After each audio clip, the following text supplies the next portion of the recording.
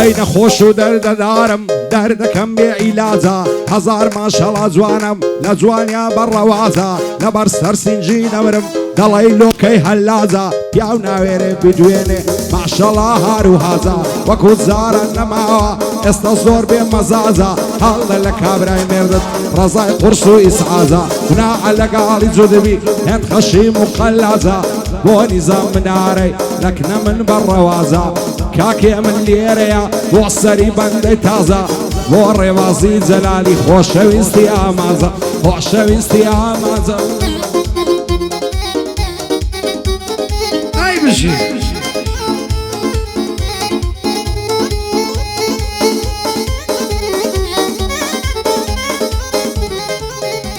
ئەی لەو ڕۆژەوەی جێدێشتوم تەواو تێک چووە جەوم کارمەندی جاران نەما نەخواردنمان نەخەوم لە حاڵی بێجەویدا بۆ خۆم تاکە پێشڕەوم کام هەورازە زۆر سەختە بۆ ئەو بێسەر دەکەوم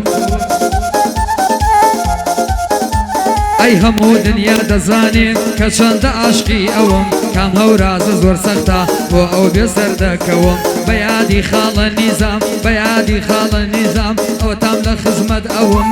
بە یادی خاڵە نیزامەوە تام لە لای ئەوم بە یادی خاڵە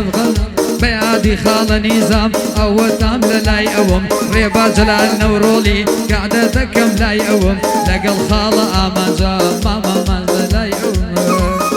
ئەی بژی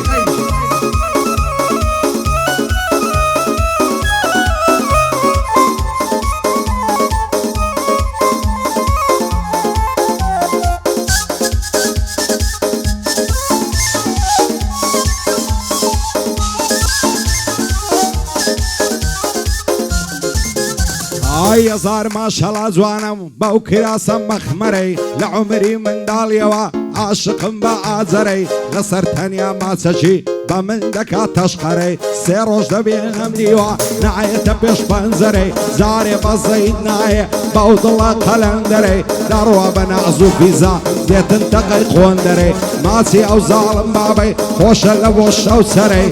بەچی پیاوی شێر دەکات بەو دوگرۆیە خەنجەرەی بەهاری ئەو ساڵ خۆشە خۆشە و دەشت و دەرەی خۆشە لەگەڵ یاری خۆت بچیتە پشت سەیتەرەی هەولێرد لە سەر جێڕم هەتا گوندی دوو سەرەی مازیدت لە سەر جێڕم تا دەستا مەلاقەرەی ئەو چۆمانم خۆش دەوێ سوێندم بەو پێغەمبەرەی کاکۆ ڕوان دزی ڕێزت لەسەر ئەو سەرەی بۆ ئەبۆ منارەی وا دانیشتوە لەو بەرەی شادی کا کارمەندی سڵاو لەو برادەرەی شادی کا کارمەندی و ڕێزت لەسەر ئەو سەرەی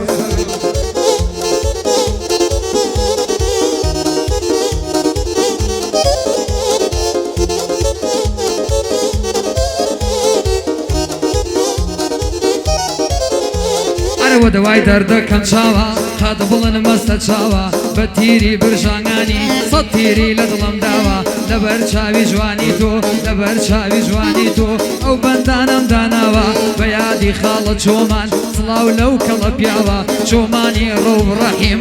ڕاستی مرد و پیاوە وەڵڵاهی بەبیللا ئێستا باسی کراوە ئەوە تەی جەڵەبجە لەوەتەی ڕۆشتووە هەڵەبجە کێشەی نەماوە لەوەتەی جێی هێشتووە کێشەی وەدا نەماوە پر ئەوەش خاڵە نیزامە سڵاو لەو کەڵە پیاوە لە سێ سەرم دامناوە لەسەر سەرم دامناوە وەڵڵا ئەو کەڵە پیاوە بە یادی خاڵە هێمن بە یادی خاڵە هێمن دڵە ڕۆحە هەناوە بە یادی